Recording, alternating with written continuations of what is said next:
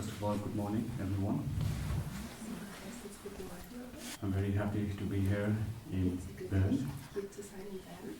I think it's my first time to talk in the center, also in Switzerland, and also after many years, because for the past 10 years I haven't talked, so I'm just starting my talk now. For the past 10 years I've just been studying and also traveling around. So I'm not so good at speaking also. And also my English, since English is not my first language, I'm not sure how well I can speak. I mean, now it's going good. So maybe after 10-15 minutes, after 10-15 minutes maybe my English will be like this. So you have to be patient. And also the concept is quite deep. Yeah, and also I will be trying to summarize the text because the text is quite vast. And so when I was a monk, I studied the text for 9 years, and then we studied the Pramana and also Madhyamaka. So these are the text that we have to study in the monk. So for each books, it takes 1 year, and then we have the 5 main texts. Yeah, and then we have to study the 5 main texts plus also some additional texts. And then for this 5 main texts, each text takes at least 1 year. So on the first year we study one text, and then the second year we study the next text, and then it goes on like this. Yeah? So I studied for 9 years, and then after 9 years I went to England for 1-2 years to study a different subject. And then I forgot everything. And right now I'm still trying to bring back what I studied in the past, and it's not so easy.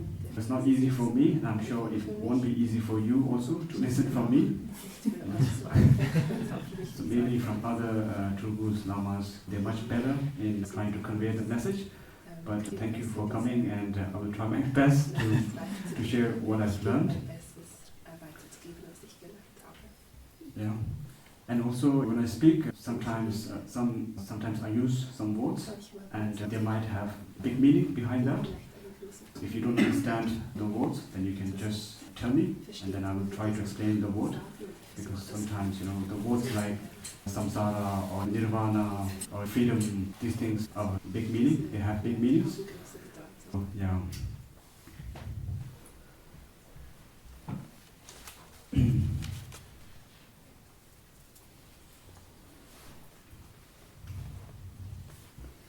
Okay, and also, so now I want to share 2 things. The things that I know, and then the things that I don't know, but I trust them. Yeah. So like the things, the past life, the future lives, and also the mind, the nature of the mind.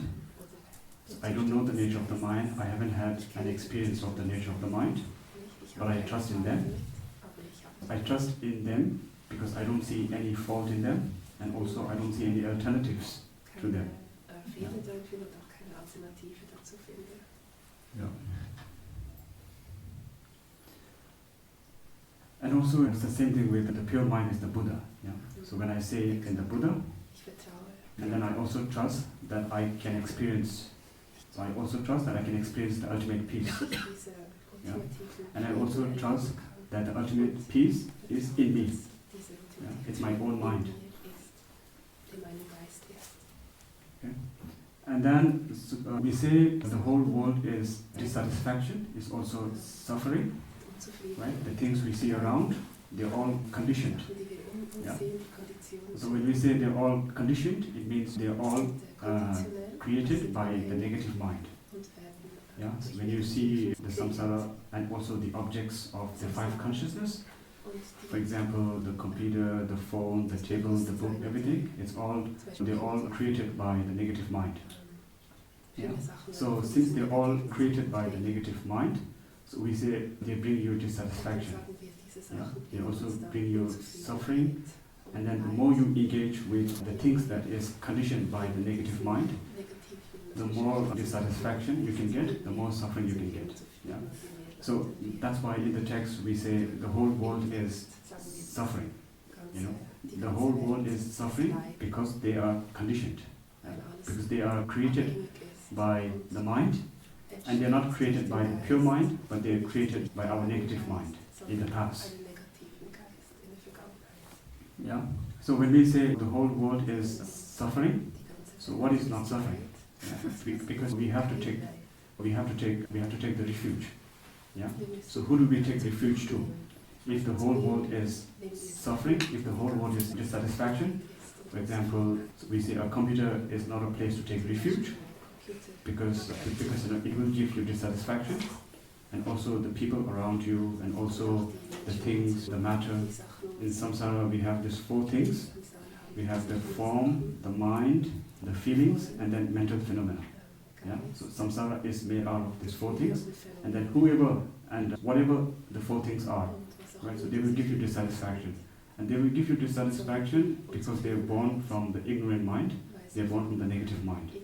Right? So we can't take refuge to them now.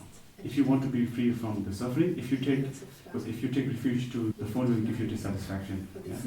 If you take refuge to a stone, the stone will give you dissatisfaction also. So you need to find the right thing to take refuge. Right? And then the right thing to take refuge is something that's not conditioned by the negative mind. Yeah? Something that's not created by negative mind. Something that is not created by ignorant mind.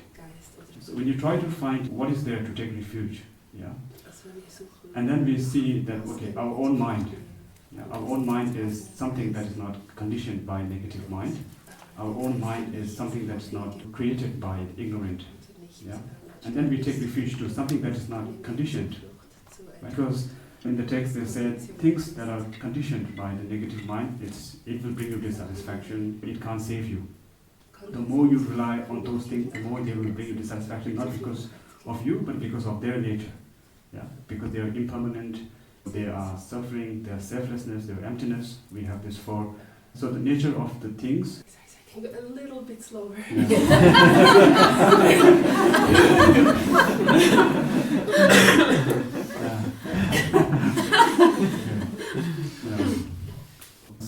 So the things we see around, so they will bring you dissatisfaction.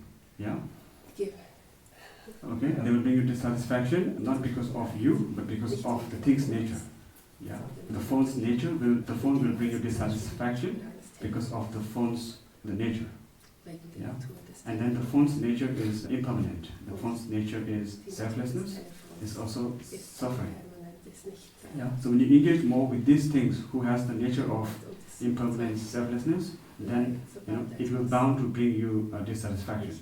Yeah, and then we say something that is not conditioned by negative mind, yeah, which is the pure mind, which is our mind. So this will not bring you dissatisfaction.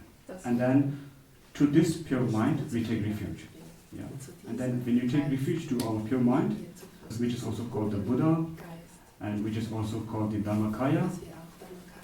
Yeah, so when you take refuge to this pure mind, and then this will not bring you dissatisfaction, it will save you from dissatisfaction, it will save you from suffering. Yeah. Yeah, so we don't have to be scared, because sometimes what happens is people get scared. When we say, oh, the whole world is dissatisfaction, the whole world is suffering, and now we are scared, and then we're like, okay, now where should I turn to? Who should I take refuge to? If the whole world is suffering, the Buddhist says the whole world, the samsara is full of suffering, dissatisfaction, and now where do I take refuge to? And then we say, okay, there is a thing to take refuge to, and that is your own mind, because your own mind is not conditioned by all these things. Yeah. So that's also, and that also makes you a Buddhist. Yeah? So when you are a Buddhist, you take refuge to the Buddha, and then the Buddha is your pure own mind.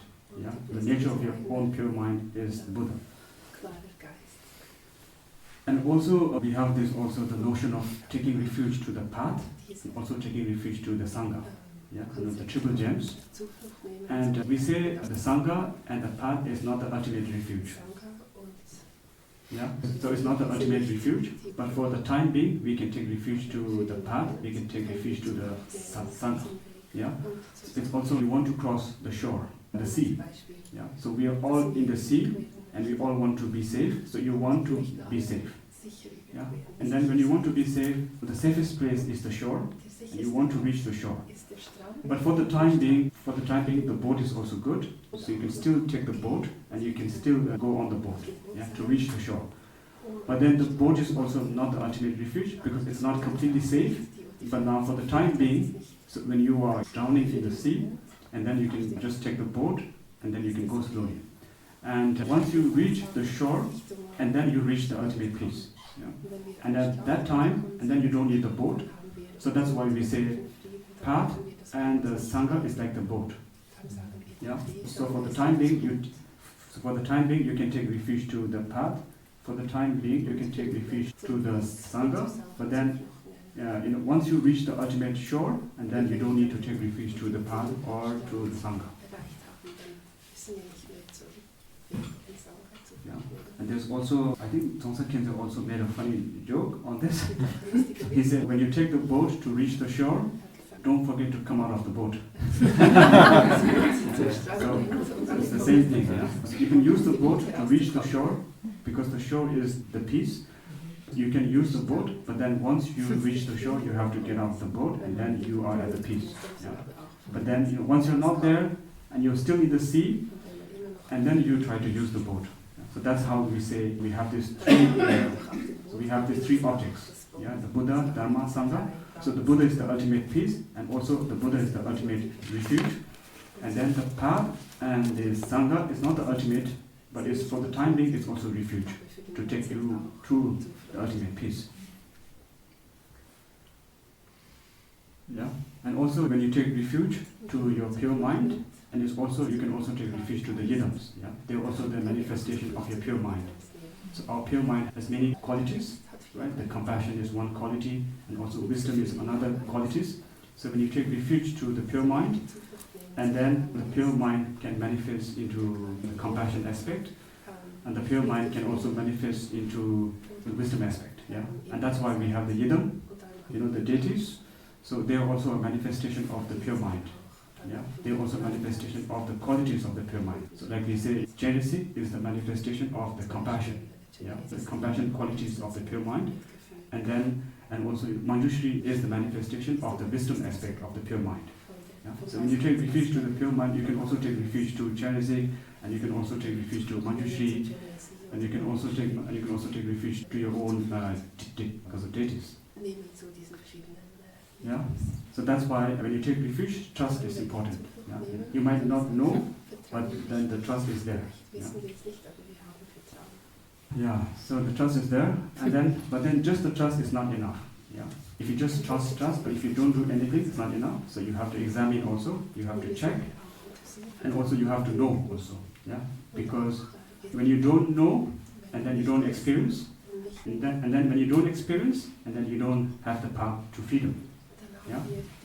So in other words, when you know, then you experience, and then when you experience, it's the path to the freedom. Yeah. So you have to know it by yourself. And also the Buddha has also said, don't accept my talk based on faith alone, based on truth alone, but you have to examine yourself, just like the goldsmith examines the gold. Yeah. So when the goldsmith tries to check the gold, if it's true or not, they do it through three ways. Yeah. They rub, they cut, and also they burn, right, to find if the gold is true or not. Likewise, we also have to do that. Yeah, likewise the Buddha said, we also have to examine the teachings. Yeah, and we have to examine through three ways also. We have to study, we have to contemplate, we have to meditate. Yeah, so study, contemplation, meditation. Through these three ways, we have to check the teachings, and then once you know the teaching is true, and then you accept, and then you can take refuge also. Yeah. Yeah. Okay, and then you can also accept also. Yeah. So just the trust is not enough. You have to know. Okay. And so there are these two things to know. Yeah. So what should we know? Yeah. So there are two things to know. So one is the obvious things, and then one is the subtle things. Yeah. So when we say the obvious things, it's the phone, the computer, and then the object of the five consciousness. So they're all obvious things. And also the sun is hot, the water is cold, they're all the obvious things. Yeah? So these are easy to know. And there's also one more thing to know that is very subtle. Yeah, and that these are the nature of these things. Yeah, so the nature of the phone, and the nature of the mind, and the nature of the phenomena, and then the nature of the computer and everything. Yeah, so this is the subtle nature, and we also have to know this. So we have two things to know. Yeah, the obvious and the subtle. And then from these two things, now there are also two ways to know also. Yeah, so one is to know them through the direct experiences. Okay, and you don't have to rely on the reasons, and you don't have to rely on the concept, but you just experience it by yourself. Yeah, also one way of knowing things. And the second way of knowing things is through the concept, is through the right reason. Yeah? So you need to find the right reason, and then you need to find the right premise, and you need to find the right concept to know the things. Yeah? So for the obvious things, we know it through both ways. Yeah? So we also know it through the right reason. For example, the sun is hot. Yeah? So we know it through the reasons also. We can, by the right reason, we can say the sun is hot. And also through experiences. Yeah? When the sun touches your body, and then you feel heat. Yeah? So that's the direct experiences. Yeah? You don't need any signs or any reasons to know the sun is hot. So for the obvious things, it's more, we know it through both ways. But now the subtle things, like the subtle impermanent of the phone, or maybe the selflessness of the phone, or maybe the nature of your mind. Yeah. So for this, so we have to first know it through the concept, because we cannot experience it. Yeah. So when you see the phone, you cannot experience the selflessness. Yeah. And when you see the phone, and you cannot experience impermanence. So you think the phone is there, and you think the phone is permanent, so you don't experience that. But then, with the right reason, okay, now we have two ways of knowing the subtle nature. So with the right reason, so first you need to find the right reason why the phone is selflessness, yeah, why the phone is suffering, or why the phone is conditioned, right? And then you have to find it through firstly you need to find it through the right reason. You have to find the right reason, and then you check the reason. And once you know the reason, right, and then you have the view that okay, phone is selflessness. Right? And then you have the concept. So that's also the first way of knowing the subtle nature. You find the reason, and then the phone is impermanent, the phone is selflessness, and then you have the right view. And then once you have the right view, and now the second way of knowing is to have the direct experience of the phone is impermanent. Yeah? Because just by knowing the phone is impermanent by the concept is not enough. Yeah? Now you have to experience it. And now you have to meditate. Yeah? So you found the right view, based on the right reason, based on the right premise. You found the right view that the phone is impermanent, that the phone is selflessness, and now you have to meditate on that right view, right? And then once you take, and then you will experience it. So once you experience that the phone is impermanent, and then you don't need the reason, right? So whenever you see the phone, you see it as impermanent, or whenever you see the phone, and you can experience the selflessness. And likewise with the phone, and with the form, with mind, with feelings, with everything. Yeah, so you can do the same thing. First you need to find the subtle nature. First you need to find the right reason why the subtle nature is there. And then once you find with the right reason, and then you have to meditate to experience it. Yeah? And then once you experience it, and then you don't need the reason. And now it's so easy. So you can just look at the people, and then you know the nature of the people. You can look at the phone, and then you experience the impermanence, the nature of the phone, yeah? The cause and conditions, and everything you can experience it. So there's two ways. Yeah?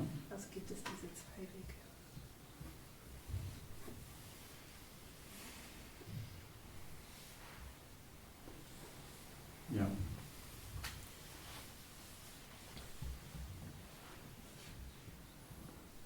Yeah, and also, so we say from these two ways of knowing, so the direct experience is more stronger. Yeah, the first way of knowing, yeah, which is knowing by concept, and also which is knowing by right reason. It is not that strong. Yeah. So when you see the phone is impermanent by the right reason, and then you have the concept that the phone is the phone is impermanent. Right? So you only know it through the first way. So when you know it through the first way, and then you still can't see that the phone is impermanent. Yeah? But then once you know it through the direct experiences that the phone is impermanent, and then you don't have ignorant. Yeah? The first way of knowing, you might know the phone is impermanent through the right reason, but you still have ignorant. And you have ignorant because whenever you see the phone, and then you still see the phone as permanent, and you still see the phone as self, and then you still see the phone as permanent, clean, yeah. But then once you realize, once you know the phone is impermanent through the direct experiences, and then you will never fall back. Yeah? So you will just know that phone is impermanent.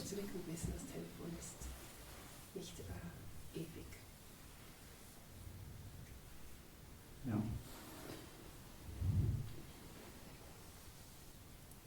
Yeah.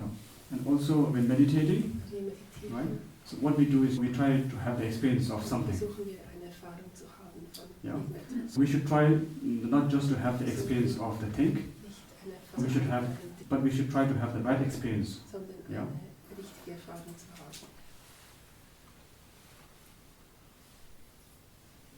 Yeah.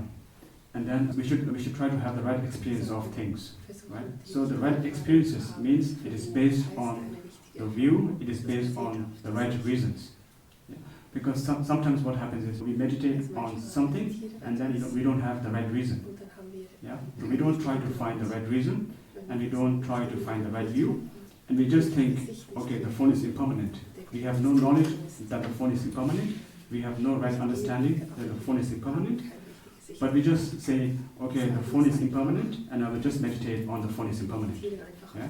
So you're trying to just have an experience of the phone is impermanent with no right understanding. Yeah? So firstly you should try to have the right understanding that the phone is impermanent, and then you try to have an experience of it. Yeah? And also we can have an experience of some things with no right understanding. Yeah? And also we can have an experience of something with no right knowledge. And also we can have an experience of something with no right view. Yeah? So for example, the experience of non-concept. Yeah? Some people, they don't have the right understanding of non-concept, and they don't have the right knowledge of non-concept, and then they just try to meditate on non-concept, and then they have an experience of non-concept. But that experience is not a right experience, because it's not based on the right view, because he has no right understanding. Yeah? He has no right knowledge. And he's just trying to meditate non-concept with no right understanding, with no right knowledge. But then since he's meditating, he might experience non-concept for the time being, but then that experience is not based on the right view, or not based on the right understanding, or not based on right knowledge. Yeah. So that's why we also say, so when you experience something, right, that does not mean you know that. Yeah. And also when you experience something, that does not mean you understand that. Yeah. And also when you experience something, that does not mean you have the right knowledge. Right? And also the experience that is born from no right understanding is also not stable. Yeah? So you need to have a right experiences. If you don't have the right experiences, if you just have an experiences without the right knowledge, without right understanding, and then it won't be stable because your view is not stable. Yeah? And your view is not stable because your view is not based on the right understanding, right reason. Yeah, for example, we experience pain, we experience the suffering. Okay? So when you experience pain, and then you experience suffering, and then you don't know the pain. Yeah? So you just experience it like a kid. Yeah? Like a small kid who experiences a toothache. Yeah? He will experience toothache, he will experience pain, but there is no right understanding and there is no right knowledge. Yeah? So it's very easy to experience something. Yeah? And when your goal is just to subdue your emotions for the time being, and then it's okay, and then you can, so there's no need to have the right understanding, right? So you can just meditate peace, and then after a month, maybe you experience peace for the time being. That's just for the temporary goal. Yeah. So it's also when you have the liver problem, and then you drink juice, or maybe apple juice, orange juice, right? So it might help the liver problem, but then still that will create a diabetes, yeah? So it's like that. Yeah, and also the experiences that is born not from right understanding, not born from right knowledge, is also not stable. Yeah? It's not stable because it is not born from a stable meditation. And it is not born from a stable meditation because that meditation is not based on the right view. Yeah? And it's not based on the right view because there's no right understanding, there's no right reason. He hasn't checked the reason, and then he doesn't have a view. It's just his thought, and then in the book we say it's a doubt. Yeah? When your view is not based on the right reason, and when you haven't found the right reason, if you just think the phone is black, or if you just think the phone is impermanent, in the text we say that's a doubt. Yeah? And if and then you try to meditate on the doubt, and then you might have an experience, but it's still a doubt, it's still based on doubt, so it's not stable. Because the nature of the doubt is, we say the doubt can change any time. Yeah? So when your view is not based on the right reason, like, for example, if you say the phone is black, yeah, and then you have the view that the phone is black, but you haven't checked properly, so your view is a doubt, right? And you have no right understanding that the phone is black, but you just think the phone is black, so it's a doubt, right? And this doubt can change. So sometimes you can say the phone is black, and after a few days you might change, and you might say the phone is not black, because you have no right understanding that the phone is black, right? But if you check properly that the phone is black, why is the phone black, and then you try to find the reason, and then you found the right reason, and now you have the right view. Right? The right view is when you know that the phone is black. So when you know the phone is black, and then you have the right view. And then when you have the right view, and then you try to meditate on that, and then your experience is also very stable, because your view is stable. Yeah? And your view is stable because because you know the view. Yeah? Because you know how the phone is black, because you have examined the black. So there's also, for example, when you experience, some people they see French fries, and then they experience feeling of happiness when they see French fries. Yeah? Yeah? So when you experience a feeling of happiness when you see French fries, so it does not mean that French fries is happy. Yeah? So you just experience that the French fries is a feeling of happiness. So whenever you see French fries, you say, oh, I'm happy. But you don't know that French fries is happiness. And if you check properly, French fries is not happiness. Yeah? Right? So there's no way he can know the French fries is happiness, but still he can have an experience that French fries is happiness. Yeah? So in this moment, his view is based on a doubt. Yeah? The view that French fries is happiness.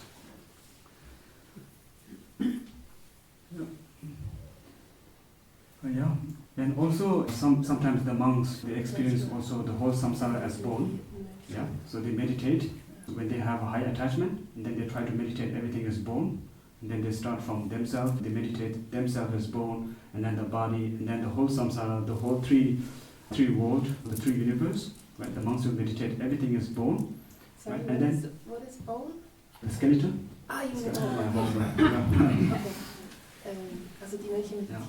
So when they meditate, everything is bone. Okay, and then they meditate, everything is bone, and then they experience bone. Yeah. And then they see bone everywhere. And then they see themselves as bone, and then they see people as bone. They see the whole three universe as bone. Yeah.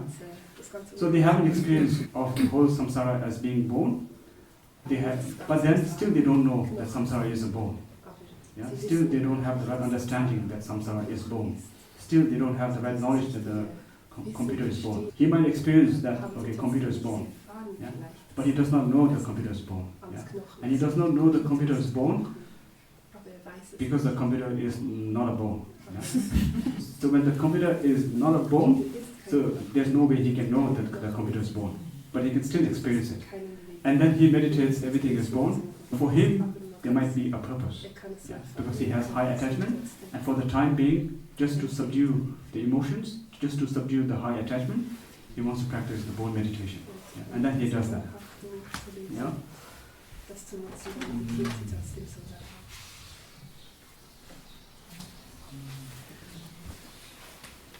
So you have to choose. So you want the experience or you want the right view. So you just want the experience or you want the experience based on the right view.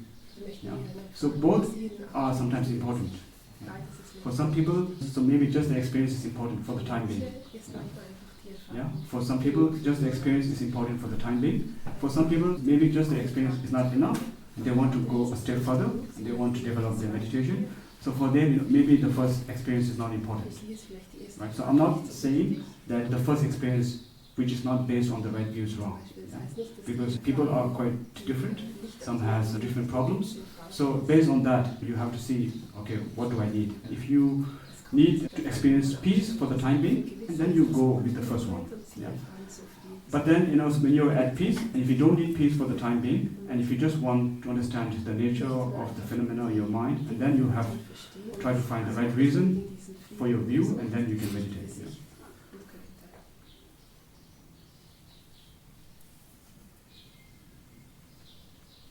Yeah.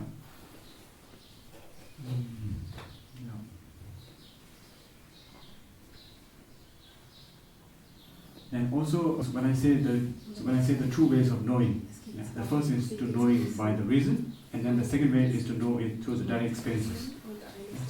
So when we say this, so I think the science, right? The science, I think they only focus on the first way, which is to know by the reason. They try to find through the experiment, or they try to find through experience. So they try to find through the right reason. For example, the science, I'm not so good in science. For example, the science says the phone is made out of particles. Yeah? And they just try to find that the phone is made of particles through the first step of knowing. Yeah? The first step of knowing is to know through the science, through the experiment, through the right reason. And then they try to check, and then they find out that the phone is made out of particles. Particles, yeah. Okay. Yeah, and then we Buddhists, we take a step further, and then we say just trying to find out, just finding out that the phone is particles is not enough. Yeah, because you still have ignorance. Yeah. So when you know to the right reason, and when you know to the right science that the phone has particles, but you still haven't know the phone has particles. Right? Because whenever you see the phone, and you still think the phone is not particle, the phone is big, the phone has no particles. And it's the same thing with the mind, with everything. So we Buddhists, we go a step further, and then so we say, okay, the first way to know that the phone is made out of particles is maybe through the right reason, through experiment, and then you find out. Yeah? And then once you find out that the phone is made out of particles, now the second way is also to experience it. Yeah. So you have to experience that, okay, phone is particles. Yeah. So just not find out through experiment, just not find out through the right reason, through the right logic, but you also have to experience it. Yeah. And then once you experience that the phone is made out of particles, and then you don't have the ignorant mind. And then whenever you see the phone, and then you don't see the phone as particles. Yeah. But if you don't have the second knowledge, if you just know that phone is particles through the science, through the reason, and then you still have the ignorant mind. So when you see the phone, and then you still think, okay, the phone is big and small. Yeah.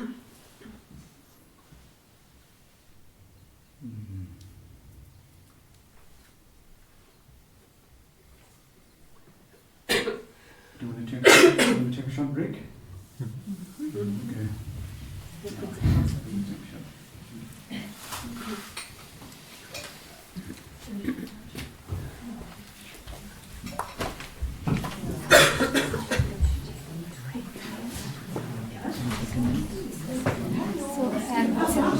10, 15 Minuten gerne.